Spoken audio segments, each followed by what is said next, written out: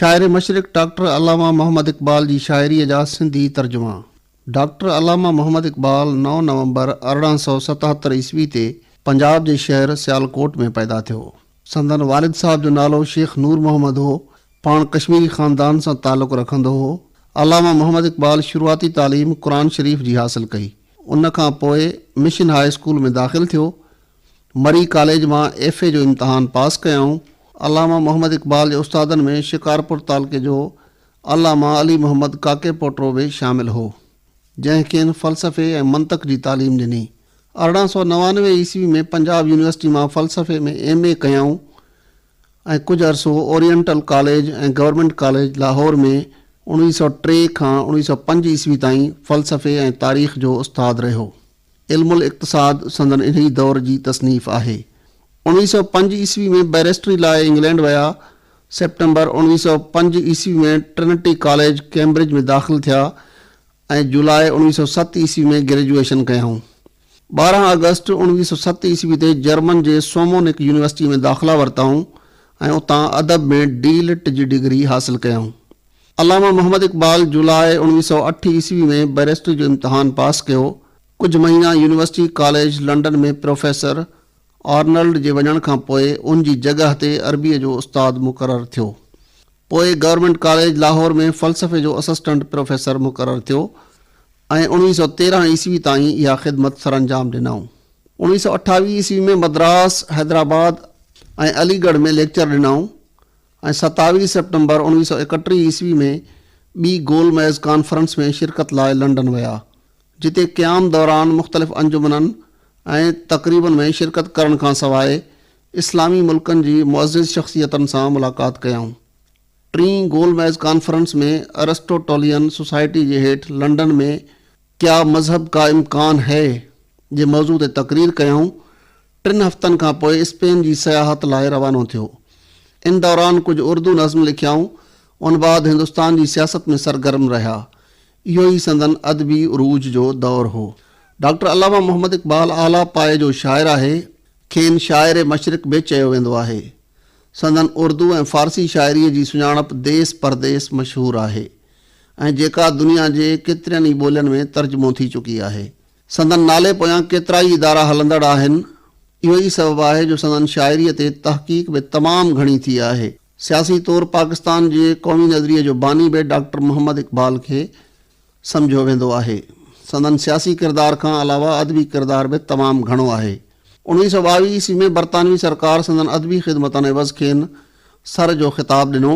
पाण कई किताब लिखियाऊं, जिन में इल्मुल इक़्तिसाद 1913 ईस्वी, तश्कील जदीद इलाहियात इस्लामिया, ईरान माबादुत तबियात का इर्तका, असरार खुदी फ़ारसी, रमूज़ बेखुदी फ़ारसी, पयाम मशरिक़ फ़ारसी, बांग दरा उर्दू, ज़बूर अजम फ़ारसी, जावेद नामा फ़ारसी, बाल जिब्रील उर्दू, ज़रब कलीम उर्दू, पस्ट बायद कर्द ऐं अक़वाम मशरिक़ अरमग़ान हिजाज़ फ़ारसी, आइन अजम फ़ारसी शाइरनि जी चूंड।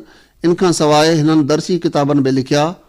अल्लामा मोहम्मद इक़बाल 21 अप्रैल 1938 ईस्वी ते लाहौर में वफ़ात कई। संदन मक़बरो बादशाही मस्जिद लाहौर जे भरिसां वाक़िअ आहे। अंग्रेज़नि जे दौर में जॾहिं आज़ादीअ जूं तहरीकूं चोट चढ़ियल हुयूं, तॾहिं अल्लामा मोहम्मद इक़बाल जे बारे में न सिर्फ़ सिंधी ॿोली में किताब लिखिया विया, पर संदन शाइरी बि सिंधी में तर्जुमो थी। सिंधी शाइरनि में ग़ुलाम अहमद निज़ामी पहिरियों शाइर आहे। निज़ामी अल्लामा मोहम्मद इक़बाल खां तमामु घणो मुतासिर हुयो ऐं संदन शाइरी खे महफ़िलनि में ऐं रिसालनि में तर्जुमो करे आम कयाईं। इहो ई सबबु आहे जो खेसि सिंधी शाइरीअ जो इक़बाल चयो वेंदो आहे। ग़ुलाम अहमद निज़ामी जो किताब तराना पाकिस्तान 1945 ईस्वी में शाया थियो, जंहिंमें अल्लामा मोहम्मद इक़बाल जी शाइरीअ खां अलावा बि नज़्म, फ़रियाद ऐं जवाब फ़रियाद अल्लामा इक़बाल जी शिकवा ऐं जवाब शिकवा जे नमूने ते आहे। अल्लामा मोहम्मद इक़बाल जी शाइरी जे तर्जुमनि जे सिलसिले में ॿियो नालो लुत्फ़ुल्लाह बदवी जो आहे, जंहिंजे तर्जुमनि जी ख़ासि ॻाल्हि इहा आहे त हिन सिंधी ज़ुबान में अल्लामा मोहम्मद इक़बाल खे मुतारिफ़ कराइण में बि घणो कुझु करे ॾेखारियो। हू शाइर मशरिक़ अल्लामा मोहम्मद इक़बाल जे फ़न ऐं फ़िक्र खां घणो मुतासिर हो। ॿियनि जी भेट में हिन जा तर्जुमा शानदार सम्झा वेंदा आहिनि। हिते कुझु तर्जुमनि जो मुख़्तसिर अहवाल ॾिजे थो। हयात इक़बाल लुत्फ़ुल्लाह बदवी। प्रोफेसर लुत्फ़ुल्लाह बदवी जो सन 1957 ईस्वी में हयात इक़बाल हालात ज़िंदगी ऐं मुंतख़िब कलाम इक़बाल अकेडमी कराची पारां शाया थियो। हिन किताब में प्रोफेसर बदवी लिखियो आहे त अल्लामा मोहम्मद इक़बाल बेशक वॾो शाइर ऐं इन खां ज़्यादा मुफ़क्किर हो ऐं उन जो कलाम आलमगीर इज्तिहाद आहे। संदसि नालो तारीख़ जे वर्कनि ते सदाईं चमकंदो रहंदो ऐं दिलियनि खे तजली ॾींदो रहंदो। जावेदनामा लुत्फ़ुल्लाह बदवी। अल्लामा मोहम्मद इक़बाल जी शाइरी जे हिन किताब जो तर्जुमो जावेदनामा 1959 ईस्वी में इक़बाल अकेडमी कराची पारां शाया थियो, जंहिंजी तमहीद में बदवी साहब हिन किताब जे ख़ूबियुनि जा ई सबब ॿुधाया आहिनि। असरार ऐं रमूज़ में संदसि पैगाम आहे। ॿियो, पयाम मशरिक़ में मग़रबी हकीमनि जे अफ़कार ते तनक़ीद सां गॾु मशरिक़ जो सालेह पैगाम बि आहे। टियों, ज़बूर अजम में ग़ज़लनि जी सूरत में इंसानी हयात खे ज़ाहिर कयो वियो आहे। मसनवी गुलशन राज़ जदीद वहदतुल वजूद जे नज़रिए जो हिकु नओं तफ़सीर आहे। चौथों, मुसाफ़िर में अफ़गानिस्तान जी सैर जा तासुर आहिनि। पश्च बायद कर्द में मुसलमाननि खे इश्क ऐं मुहबत जो पैगाम ॾिनो वियो आहे। ऐं छहों, अरमग़ान हजाज़ में इस्लामी तालीम जो हक़ीक़ी रूह ॾिनो वियो आहे ऐं सॼो ई किताब हिकमत जे नुक़्तनि सां मामूर आहे। अरमग़ान हिजाज़ लुत्फ़ुल्लाह बदवी। अल्लामा मोहम्मद इक़बाल जे रुबायनि जे हिन किताब जो तर्जुमो प्रोफेसर बदवी अरमग़ान हिजाज़ जे नाले सां कयो ऐं इहो 1962 ईस्वी में इक़बाल अकेडमी कराची पारां शाया थियो। अरमग़ान हिजाज़ अल्लामा मोहम्मद इक़बाल जी आख़िरी तसनीफ़ आहे, जंहिंमें संदन सॼी ज़िंदगी जे इस्लामी अफ़कार जे मुताले जो निचोड़ मौजूदु आहे ऐं जन हक़ीक़तनि खे बुनियादी तरह जुदा जुदा तसनीफ़ुनि में बयानु कयो अथनि। उन्हनि सभिनी खे मजमूई तौर ते हिन आख़िरी किताब में पेश कयो वियो आहे। इलाहियात खे हिकु तरफ़ ऐं इस्लामी मसाइल खे ॿिए तरफ़ बयानु कयो वियो आहे। असरार और रमूज़ लुत्फ़ुल्लाह बदवी। प्रोफेसर बदवी जो ही तर्जुमो इक़बाल अकेडमी कराची पारां 1965 ईस्वी में शाया थियो। ही दरअसल असरार ख़ुदी जो ॿियो हिसो आहे, जो 1918 ईस्वी में शाया थियो। पोइ असरार और रमूज़ खे गॾु कयो वियो। हिन किताब खे हूअं त अल्लामा साहब मिलत इस्लामिया जे हुज़ूर में पेश कयो आहे, पर असरार और रमूज़ ॿिन्ही मसनवियुनि में पूरी आलम इंसानियत खे ख़िताब कयो वियो आहे। इन्हनि जे वसीले इक़बाल हलंदड़ दौर जे ग़लति नज़रियनि जी पत वाइखी कई आहे, जे माण्हुनि ऐं क़ौम जे बारे में क़ाइमु कया विया हुआ ऐं उन्हनि जे बचाव, बका, तसलसल ऐं तरक़ी लाइ सही रस्तो ॿुधायो आहे। छा कजे चओ ऐं अक़वाम मशरिक़ लुत्फ़ुल्लाह बदवी। छा कजे चओ ऐं अक़वाम मशरिक़। प्रोफेसर बदवी साहब मसनवी पश्च बायद कर्द ऐं अक़वाम मशरिक़ जो तर्जुमो कयो आहे, जेको हिन 1965 ईस्वी में पूरो कयो हो।